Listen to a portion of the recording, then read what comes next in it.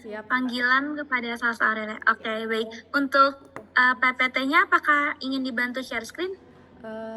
Sendiri. Oke. Baiklah, boleh langsung saja kepada Salsa Aurelia dipersilakan untuk memaparkan hasil karyanya.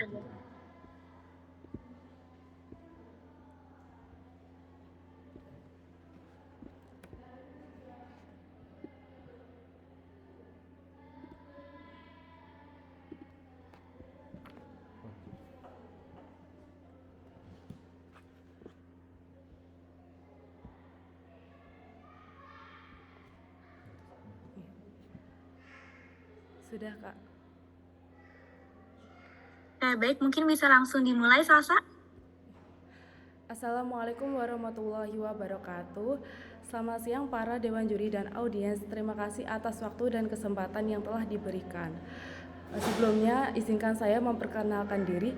Jalan-jalan ke Kabupaten Kediri, naik becak jalannya bergelombang. Perkenalkan, nama saya Salsa Aurelia Safiti dari SMA Darul Ulum 1 Unggulan Jombang.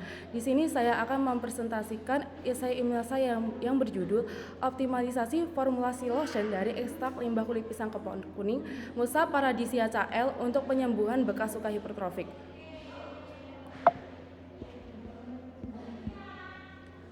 Limbah merupakan masalah penting, karena apabila masalah tersebut tidak ditangani dan dikelola secara baik, limbah dapat menimbulkan permasalahan yang dapat mengganggu keseimbangan lingkungan. Permasalahan lingkungan saat ini yang dominan adalah limbah yang berasal dari rumah tangga. Berikut pada saat ini disajikan data penghasil jenis limbah terbanyak di Indonesia yang bersumber dari SIPSN, Menteri Lingkungan Hidup dan Kehutanan. Apa saja sih jenis limbah rumah tangga itu? Yaitu berupa limbah kulit buah dan sayur, limbah botol plastik, dan limbah nasi. Salsa, maaf. Slide-nya boleh di slide show nggak ya? Biar lebih terlihat. Gimana, Pak? Ya. Bentar nih. Duduk aja. Duduk.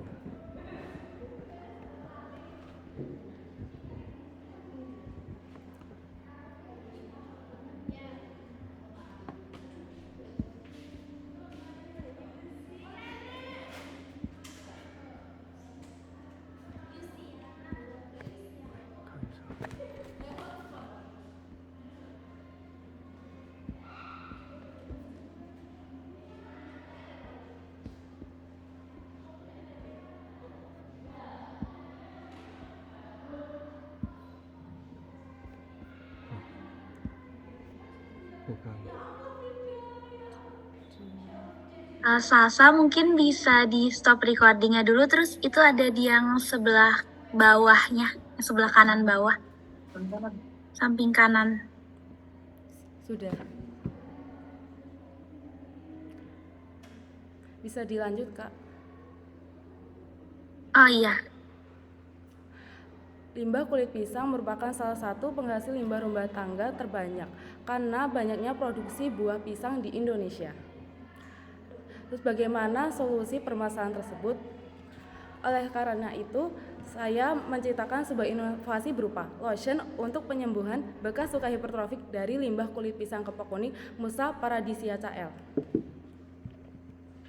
Mengapa memilih solusi tersebut? Karena yang pertama, kulit pisang kepok kuning mengandung enzim proteolitik seperti bromelain yang dapat membantu melunakkan dan mempercepat pengelupasan jaringan mati pada bekas luka hipertrofik. Yang kedua, karena mengandung kolagen yang merupakan komponen penting dalam penyembuhan dan regenerasi jaringan kulit. Yang ketiga, penerapan pisang kepok kuning pada bekas luka hipertrofik dapat membantu menjaga kelembapan kulit, menjaga pengelupasan berlebihan, dan meningkatkan elastisitas kulit. Nah, maaf. Mungkin slide-nya boleh yang kayak awal aja. Karena di aku kepotong, jadi di bagian kanan slide-nya jadi putih semua gitu sih. Kalau enggak yang kayak awal aja nggak apa-apa. Atau mau dibantu dari panitia untuk share screen-nya, Salsa? Kalau bisa dari sendiri saja soalnya. Gini nggak apa-apa, gini deh. Ya, iya. Udah jelas. Boleh lanjut ya. Apa itu bekas luka hipertrofik? Bekas luka hipertrofik merupakan respon abnormal yang diakibatkan cedera atau trauma kulit.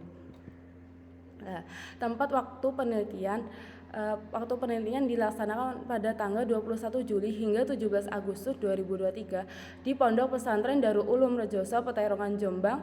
Kegiatannya meliputi penyusunan naskah hingga dokumentasi penelitian yang berjumlah 4 minggu. Jenis dan metode penelitian berupa penelitian kuantitatif dengan metode eksperimen. Alat dan bahan seperti yang disajikan pada slide berikut.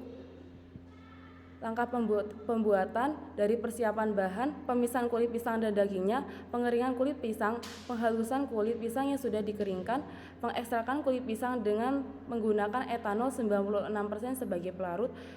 Selanjutnya perebusan air, yang selanjutnya masukkan base lotion dan sea butter ke dalam wadah yang terpisah.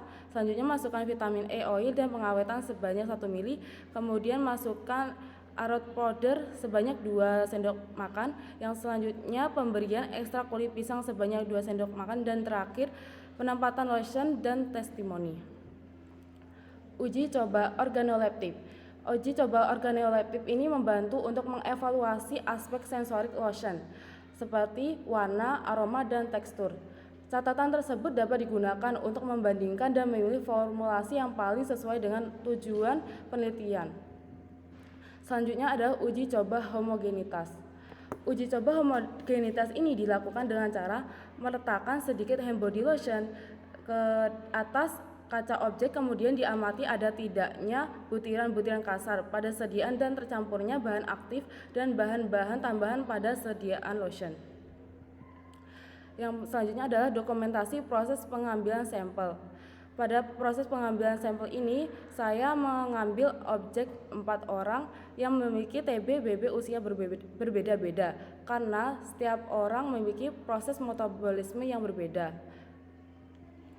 Pada uji sampel ini dilakukan dengan cara meletakkan kertas plastik mika ke atas permukaan bekas luka, kemudian digambar dan ditembakkan ke kertas permen. Pada hari 1 hingga hari ketiga dilihat bahwa semakin berkurangnya kotak pada semakin hari. Pada rata-rata hari pertama menghasilkan 15,5, hari kedua menghasilkan 15, dan hari ketiga menghasilkan 14,6. Kemudian persentase penyusutan luas permukaan bekas luka hipertrofik dari hari pertama hingga hari ketiga. Dengan rumus selisih rata-rata antar harian dibagi rata-rata harian dikali 100. Hari pertama dan kedua menghasilkan persentase 3,2%, hari 2 dan ketiga menghasilkan persentase 2,7%. Kemudian uji banding luka merupakan uji banding terhadap luka yang diberi lotion dan tidak diberi lotion pada bekas luka hipertrofik. Pada kali ini sebagai objek penelitian uji banding luka menjadikan amda Rizka sebagai objeknya. Pada luka yang diberi lotion adalah luka pertama, sedangkan yang tidak diberi lotion adalah luka kedua. Untuk luka yang diberi lotion, luas permukaan luka semakin berkurang. Hal itu menandakan lotion berpengaruh pada penyembuhan bekas luka. Pada hari pertama menghasilkan rata-rata 5,75, hari kedua menghasilkan rata-rata 5,5, dan hari ketiga menghasilkan rata-rata 5,25.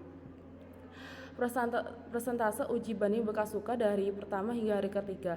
Di sini dilihat bahwa pemakaian lotion dari hari pertama hingga hari ketiga menghasilkan persentase yang beda, sedangkan jika tidak memakai lotion memiliki persentase yang sama.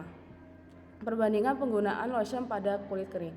Pada slide permasalahan sebelumnya sudah dijelaskan benefit kulit pisang kepok kuning selain bekas luka hipertrofik. Pada slide ini dipaparkan perbandingan penggunaan lotion pada kulit kering dari hari pertama hingga hari ketiga. Pada slide ini dipaparkan testimoni. Tujuan testimoni ini untuk memberikan evaluasi akan kualitas produk yang sudah digunakan. Kemudian yang terakhir adalah kesimpulan dan saran. Kesimpulan, dengan proses pembuatan lotion dari ekstrak limbah kulit pisang kepok kuning ini, kita dapat mengurangi jumlah limbah yang ada di Indonesia. Selain itu, pisang kepok kuning ini juga bermanfaat untuk penyembuhan luka hipertrofik, karena kulit pisang kepok kuning mengandung enzim proteolytik seperti bromelin yang dapat membantu melunakkan dan mempercepat pengupasan jaringan mati pada bekas luka hipertrofik. Selain itu, mengandung kolagen yang merupakan komponen penting dalam penyembuhan dan regenerasi jaringan kulit. Yang kedua, pada penelitian ini diperoleh persentase 3,2% sebagai hasil rata-rata uji coba lotion terhadap tester pada hari ke-1 dan hari kedua. Dan pada hari kedua dan ketiga menghasilkan persentase 2,7%. Pada persentase uji banding luka, pemakaian lotion menghasilkan persentase yang berbeda daripada tanpa lotion. Dari persentase hasil rata-rata uji coba dan persentase uji banding luka merupakan bahwa lotion ini efektif terhadap penyembuhan bekas luka hipertrofik. Yang terakhir, hasil pengamatan organoleptik menunjukkan bahwa lotion dari ekstrak limbah kulit pisang memiliki warna kuning, aroma khas pisang, dan tekstur yang bervariasi, misalnya kental atau ringan, dan pada uji homogenitas menunjukkan bahwa beberapa formulasi lotion dapat mencapai homogenitas yang baik, sementara yang lain mungkin tidak homogen. Ketidakhomogenan dapat mempengaruhi stabilitas dan kinerja lotion. Yang terakhir adalah saran. Pertama, perlu melakukan penelitian lebih lanjut untuk memperbaiki formulasi yang tidak homogen agar mencapai homogenitas yang dialami. Penggunaan pengumusi yang lebih efektif atau teknik pengadukan yang lebih dapat menjadi solusi. Yang kedua, melakukan penelitian lebih mendalam tentang kandungan senyawa aktif dalam ekstrak limbah kulit pisang dan cara kerjanya dalam proses penyembuhan bekas luka hipertrofik untuk memahami mekanisme kerja lotion secara lebih detail. Yang ketiga, melakukan uji stabilitas pada formulasi lotion yang telah dioptimalkan untuk memastikan stabilitasnya selama penyimpanan jangka panjang. Yang keempat, melakukan uji keamanan lebih lanjut seperti uji iritasi atau uji toksisitas untuk memastikan bahwa lotion aman digunakan pada kulit. Yang terakhir, mengadakan uji klinis pada manusia untuk mengevaluasi efektivitas dan keamanan lotion dalam penyembuhan bekas luka hipertrofik pada skala yang lebih besar. Sekian, terima kasih. Jika ada salah kata, saya mohon maaf. Wassalamualaikum warahmatullahi wabarakatuh.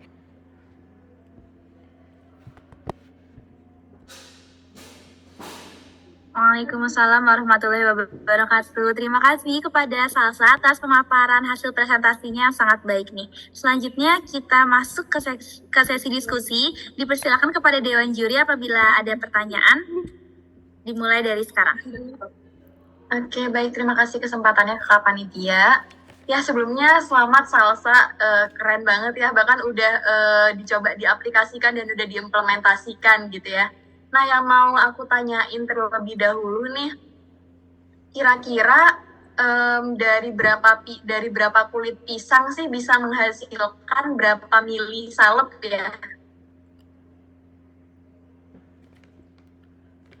Baik, terima kasih atas pertanyaannya. Izinkan saya untuk menjawab. Dari penelitian yang saya lakukan ini, kemarin saya menggunakan limbah kulit pisang yang buahnya berjumlah 10 buah dengan menghasilkan kulit pisang kalau dipotong kecil-kecil menghasilkan sekitar 53 kulit pisang. Itu menghasilkan sekitar 350 mili. Oke, baik. Nah, selanjutnya nih, untuk persiapan bahannya ini dari Salsa sendiri atau ada acuan jurnal yang dipakai? Terima kasih. Untuk persiapan bahan ini, saya memakai jurnal yang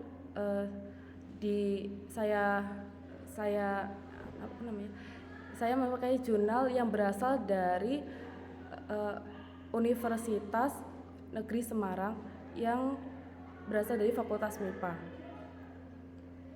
Oke, baik. Nah, di sini kan ada langkah-langkahnya tuh, ada mulai tadi ya, mulai dari disebutin dari persiapan, kemudian ada ekstraksi sama formulasi. Tapi tadi aku sempet agak jadi nanti si kulit pisangnya itu dibersihkan dulu ya. Terus dipotong-potong kecil, terus habis gitu dia nanti dikeringkan atau dianginkan atau gimana ya kira-kira dari kulit pisangnya ini? Jadi maksudnya dikeringkan itu dijemur terlebih dahulu hingga benar-benar kering, baru bisa dibuat ekstrak. Oke, kalau dijemurnya di bawah sinar matahari? Iya. Atau menggunakan alat khusus? Kalau saya menggunakan bantuan dari sinar matahari. Oke, baik. Nah, kalau misalkan menggunakan sinar matahari, gimana cara Salsa memastikan kalau misalkan pakai sinar matahari pasti dia di ruangan terbuka ya? Ini kan untuk salep untuk pengobatan si hipertrofi. Nah, nanti ketika dia di ruangan terbuka nih, gimana cara Salsa memastikan kalau itu nggak kena bakteri atau mungkin nggak kena zat-zat lain atau tercampur dan terkontaminasi gitu? Karena ini kan untuk semacam obat-obatan ya, begitu. Terima kasih atas pertanyaannya. Jadi bagaimana sih saya memastikan bahwa kulit pisang itu tidak terkena bakteri? Yang pertama, pada proses penjemuran saya letakkan pada wadah yang kiranya bisa melindungi limbah kulit pisang ini dari bakteri-bakteri seperti debu dan lain-lain. Yang kedua, pada proses penjemuran saya letakkan sekiranya di tempat yang tidak dijangkau pada benda lain maupun yang terkena debu. Seperti itu. Oke, kira-kira boleh dijelasin nggak ya wadah yang mau digunakan itu wadah kayak gimana ya? Yang wadah apa yang dia kena sinar matahari tapi nggak dijamin nggak bakal terkontaminasi? Terima kasih. Wadahnya ini yang saya gunakan seperti wadah plastik yang kiranya kadang-kadang kita itu jarang menemui. Itu saya menggunakan wadah plastik itu yang kalau misalnya dijemur itu kan ada kulit pisangnya. Nah, kulit pisangnya sama wadahnya itu kalau bisa itu yang wadahnya lebih tinggi daripada kulit pisangnya. Terus habis itu pada proses penjemuran saya letakkan kiranya tempat yang jarang dijangkau sama benda lain maupun seperti polusi, debu dan lain-lain. Terus kalau bisa pas proses penjemuran itu diletakkan di tempat yang rada tinggi. Oke, baik. Nah, kira-kira nih mungkin kalau misalkan di musim kemarau atau musim di bulan-bulan yang curah hujannya rendah itu nggak masalah ya. Kalau misalkan nih di bulan-bulan yang curah hujannya tinggi, apalagi musim penghujan yang hampir tiap hari hujan, itu gimana cara kita? Oke, bagaimana sih kalau misalnya nggak ada sinar matahari? Karena sebelumnya kondisi saya ini terbatas dari peralatan-peralatan karena saya bersekolah di pondok pesantren. Saya hanya bisa memanfaatkan energi dari cahaya matahari ini.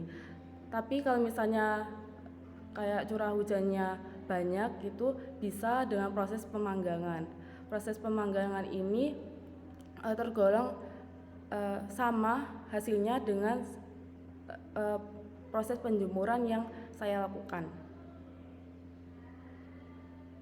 Oke, nah kira-kira untuk mengeringkan si kulit pisang ini, Salsa nanti butuh suhu berapa sih dan berapa hari ya untuk memastikan si kulit pisang ini udah siap dijadikan ke si lotion ini gitu? Kalau dari suhu cahaya matahari, karena di daerah saya sekitar 33 Celcius per harinya, saya membutuhkan proses 3 hari. Dan itu kok bisa tahu itu udah biasa siap untuk dijadikan ekstrak? Ciri-cirinya kulit pisang itu mengalami perubahan warna dari yang kuning menjadi kering kecoklatan. Oke, baik. Mungkin saran kakak ya ke depannya nanti bisa pakai semacam oven atau misalkan nih karena kakak pernah penelitian yang ada jemur-jemurnya, bisa pakai semacam greenhouse yang dia itu benar-benar steril gitu, yang benar-benar nggak terkontaminasi gitu. Dan kalaupun nanti untuk menentukannya mungkin nanti bisa pakai semacam kadar air gitu. Jadi di kadar air berapa sih si kulit pisang ini bisa dipakai ya gitu. Nah, mungkin satu pertanyaan terakhir ya dari aku. Kira-kira nih terkait dengan si formulasinya itu kan tadi disebutin ada uji homogen ya, ada yang beberapa gitu ya, ada F1 sampai F5.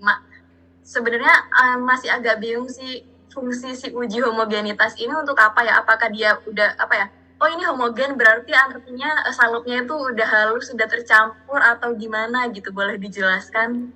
Jadi yang dimaksud uji homogenitas ini kan pada proses pembuatan lotion kan saya hanya bisa mengandalkan jurnal-jurnal yang saya jadikan acuan. Nah, kalau untuk proses pembuatan lotion kan nggak tahu nih lotion ini harus seberapa sih bahan-bahannya buat bisa diaplikasikan dengan baik. Nah, maka dari itu saya melakukan uji homogenitas dengan formula yang berbeda-beda.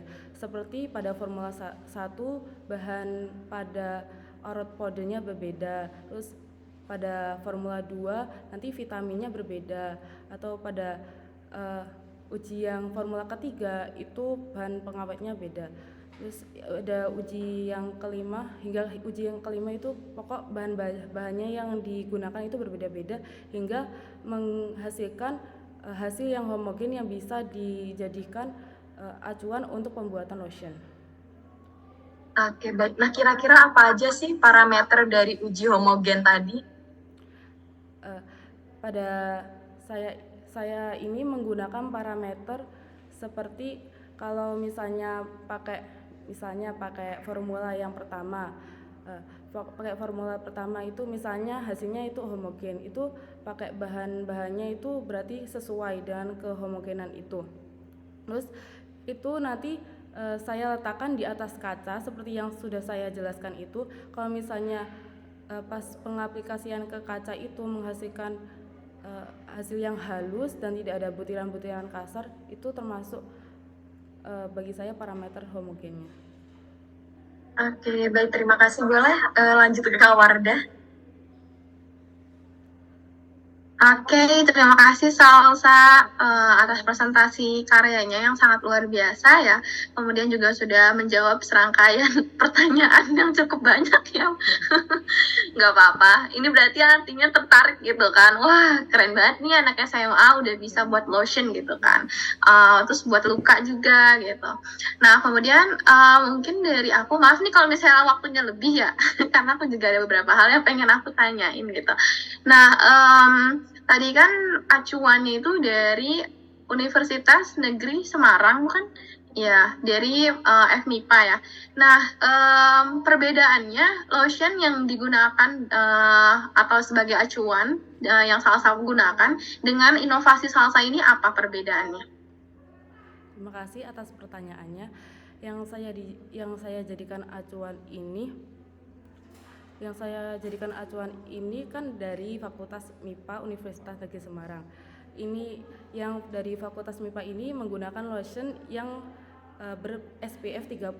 Jadi untuk lotion saya itu hanya bisa untuk melembabkan kulit dan menyembuhkan bekas luka hipertrofik. Sedangkan yang saya jadikan acuan itu bisa untuk melindungi kulit dari sinar matahari karena ber-SPF 30.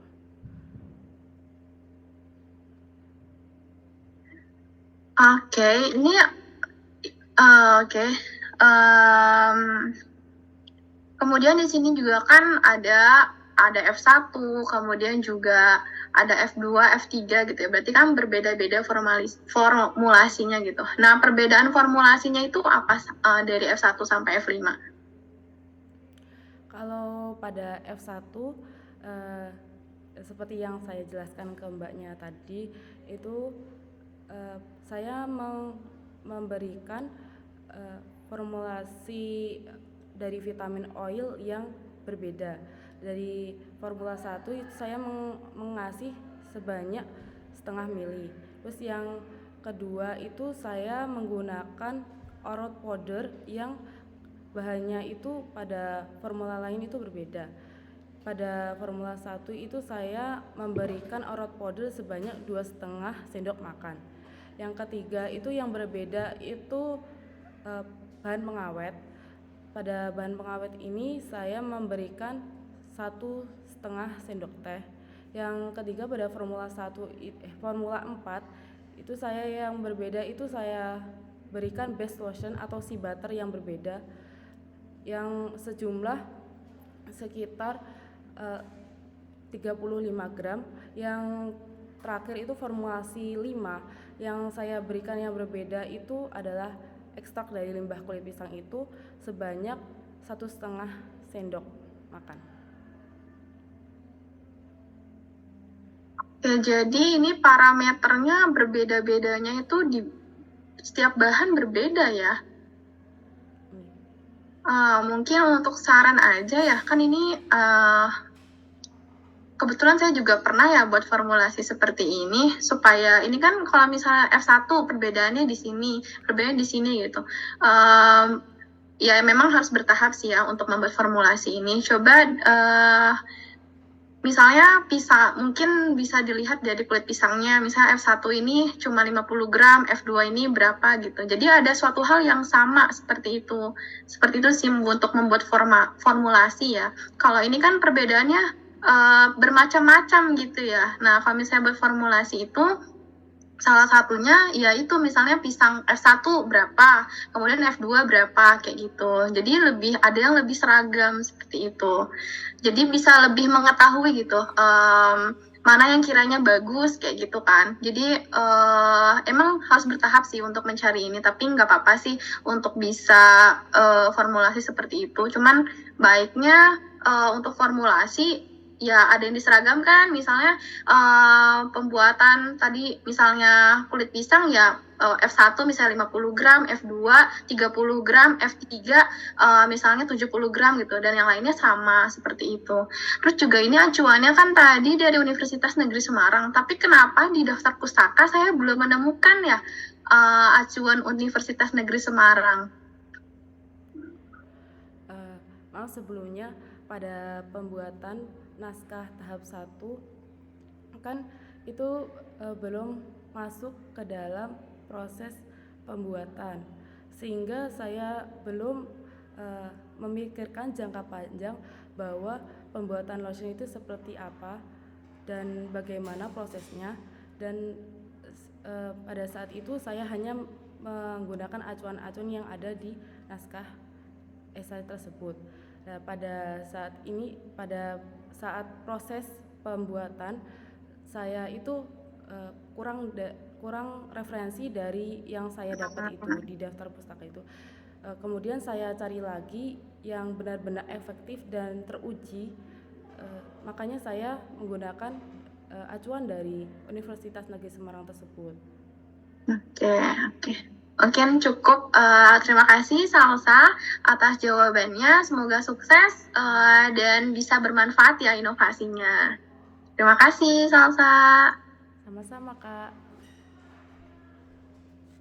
Baiklah, terima kasih kepada Dewan Juri yang telah memberikan pertanyaan dan masukan nih untuk Salsa. Dengan presentasi Salsa tadi sekaligus menutup sesi semifinal presentasi lomba esai pada sore hari ini. Kepada peserta mungkin habis ini bisa meninggalkan ruangan Zoom dan kembali bergabung lagi pada pukul 7 atau Ba'da Isya, karena nanti akan ada malam puncak sekaligus pengumuman finalis dan pemenang. Kepada Dewan Juri, terima kasih banyak telah meluangkan waktunya untuk hadir dan memberikan penilaian serta saran bagi para peserta. Mohon maaf dari kami panitia